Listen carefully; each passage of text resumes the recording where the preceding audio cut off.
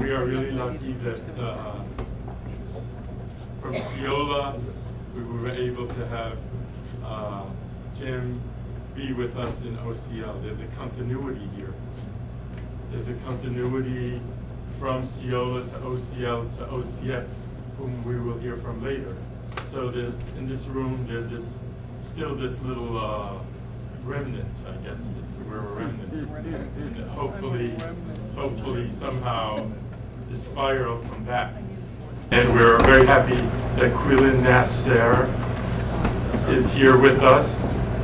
And she is a resident of this city, and she works in media of some sort. The biography is in the program, and please look at it.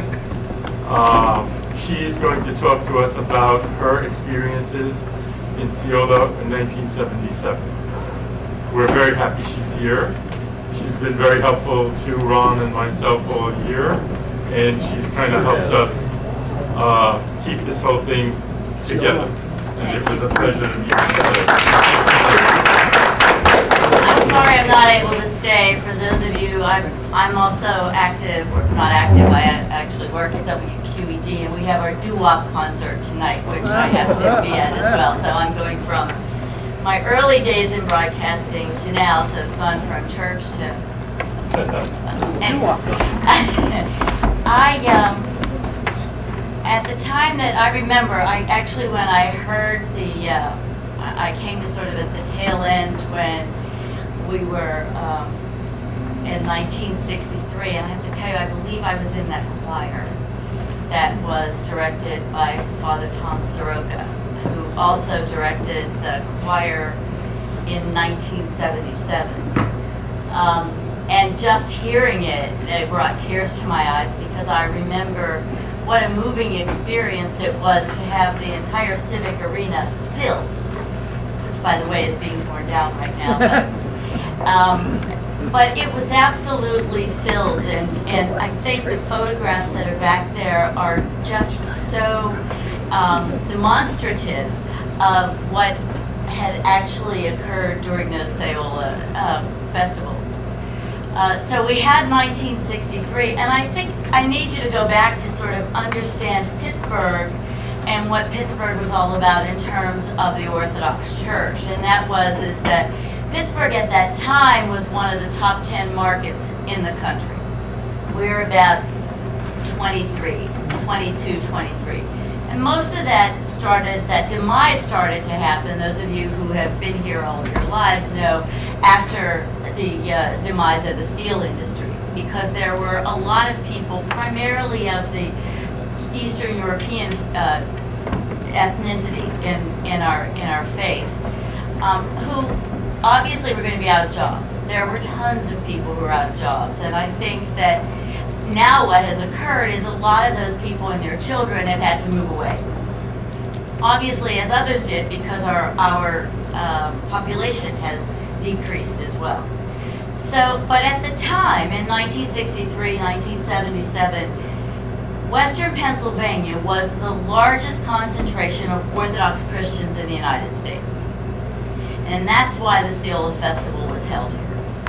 Now that's important because, as I'm about to tell you the next things that I was involved with, I had been working at KDK Television, which is the CBS station, but at that time it was owned by Group W, by Westinghouse, which was sort of across the street.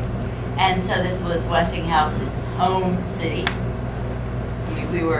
Westinghouse was as most of you know, was a powerhouse at that time, and now it's changed a lot as well. But I had been working at KDKA for about, I want to say almost, I was asking to know, I couldn't remember the exact date, but I was probably there for a whopping year and a half. And when I started there, I started out for about 6 months as a secretary to the general manager, and then moved into public affairs. And for those of you, for the women in this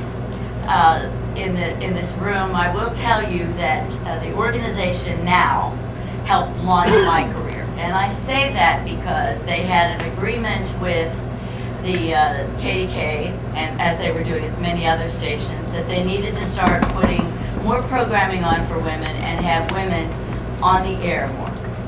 And so I was, when I moved to public affairs, another woman was promoted into doing something else, and they said, "Here, we want you to produce this show called Woman Is." I didn't even know what producing was, but they taught me. And so I produced a half-hour studio program. Okay, now that's important for you to know, because when I'm about to tell you what transpired in putting this show together, I look back at that and say, you were nuts. But in any event, so I did that I was probably into that for about a year. And my priest, obviously CEOYLA was being planned, and we all knew that it was being planned, and my priest came to me. My priest, I think at the time, was Father George S. Corey. Said, can we get the CEOYLA Festival televised? I said, well, I don't know. I mean, I certainly will ask.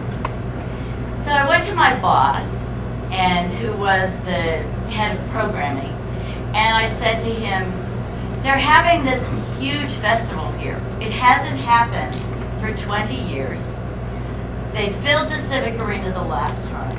Western Pennsylvania is the largest concentration of Orthodox Christians. And they're having this festival again that absolutely will fill the arena. I'm wondering if we can televise it. So, I don't know, he did whatever he needed to do to get permission and said to me, okay, fine, and you're going to produce it. And I said to him, well, what do I need to do to produce this show? And he said, be organized and make sure everybody knows what they need to do. I said, okay. Now I'm going to think about a basketball game or whatever. We had to have had at least 6 cameras. We had a truck.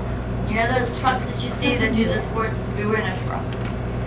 But I would love to say, oh, that was all and we were shooting it. And then he said to me, you are going to, and this CEOYLA was in the afternoon, and I think we had a 1-hour window at 6 o'clock to be able to air this program that we knew was going to be longer than an hour. And so he said to me, you're going to have to edit the program as you tape. Okay.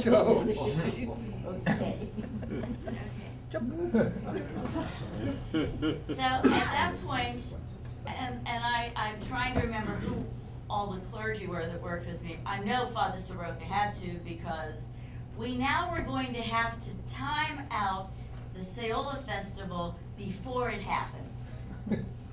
Okay, and so that meant that going to multiple church choir rehearsals with a stopwatch, trying to see which pieces. And then it meant sitting down with clergy and the entire service, the Vesper service, and saying, what can we dump? What's like not necessary? You know, obviously if there were repetitions, we could usually get rid of those. So we had to be able to do this so that it timed out. I'd love to say, and Ron, you've probably seen this, because this was on 3/4 inch, and you now have it on disc. I have not seen this since he's had it transferred. But I don't even remember if we aired a homily or not. So. Edited. Okay. Even more. Yeah. Okay. Edited probably even more, and I had there was an assistant. And by the way, a producer, by the way, is responsible for the entire show. So that meant that if the shots didn't look right, I mean, I was in the truck next to the person who's the director who gives the cameras instructions. There were 1 or 2 priests in the truck with us. Broadcasting is not the cleanest of all languages when you're doing a live program. So, you know, I can remember one time that the director was saying to someone, get the flag. And they didn't get it. He said, get the flag. he didn't get it, and he said, "Get the expletive flat." You can think of a 4-letter expletive, that's what he used. And I remember turning around to the clergy and I said, "Fathers, I'm really sorry, but you're just gonna have to go with it." That's just sort of the way that it was. And it was very high tension in there because, again, we know what we have to tape, we know what we had to edit down, and it had to be very close to what we were estimating. And so I remember this big binder that I had, I was even looking for it to see if I still had it, but, I guess in some cases I'm a hoarder, obviously. Actually, I had sent that tape to the Antiochian village so that they could have it for posterity. Forgetting technology was, so thank you for having that transfer. But it was very tricky, and I learned a lot. I know that by the time we went live, I had not had 36 hours worth of sleep. So, and that, I will tell you, is relatively typical of broadcasting in a large thing, but I had never done this before. And so there certainly had to be the grace of God in that truck with us and working with us as we were planning this. There was a lot of planning, advanced planning because of the timing of it. And then it was aired, and it was probably what I would say, even though it was very early in my career, one of the, crowning joys that I've ever done, because, again, that civic arena was filled. The choir, can you imagine the audio that needed to be able to do to mic the choir? It wasn't as hard to mic where the clergy were, but you still had to mic the choir. And I was very fortunate to have some very good people working with me. And very fortunate that KDK was going to spend all of that money. We didn't pay for the show. This was what was called a public affairs program. And so, as I look back on that, I can't tell you today, that would be unheard of, unless we contracted with a television station or a company, And we have folks back here who are recording this, they would understand how much that's going to cost. They have a truck, and with that truck and everything else that it took, and that shows you how much television and broadcasting has changed. But it was also because there were so many of us, and that this was a national event, and that all of these people from around the country were coming here. And we did fill the arena again. And it was really, I have to say, a glorious time.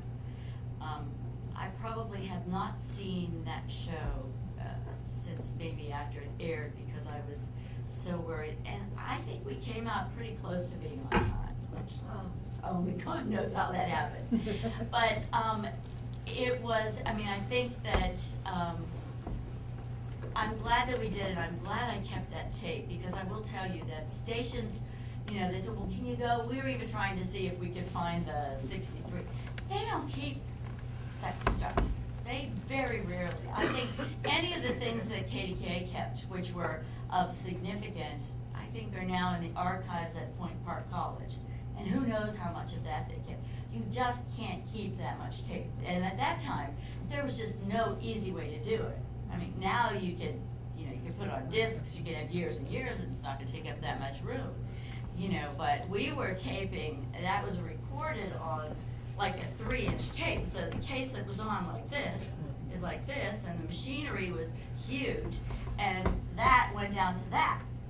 So, and probably could even be on a flash drive too. So, it was something that as I said, I just will not forget. I am so thrilled that Ron said it came out really well, and that you are going to have a chance to relive moments of that. I don't know how much of it he's going to show, but and glad I kept the tape so that that it was going to be for archives somewhere, because now we have it on a digital format that can be preserve. So I'm so delighted to be here. I'm sorry that, you know, in a little while I'm going to need to go off and, I don't know, get ready for doo-wop. So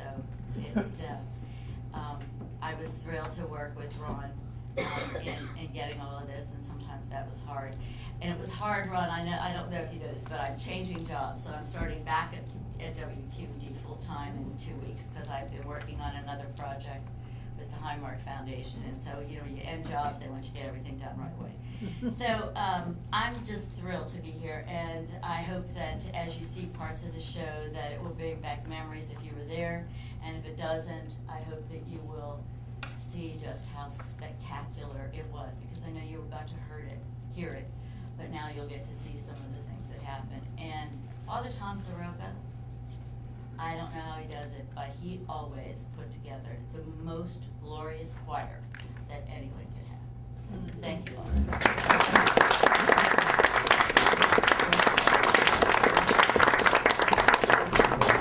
Kweilin, because you're going to leave, does anyone have any questions? Oh, I'm sorry, I should have asked that. Others will stay, and we're going to stay. So if you have any questions, we are sure happy that you saved the tape, because this is part of our history and our journey here.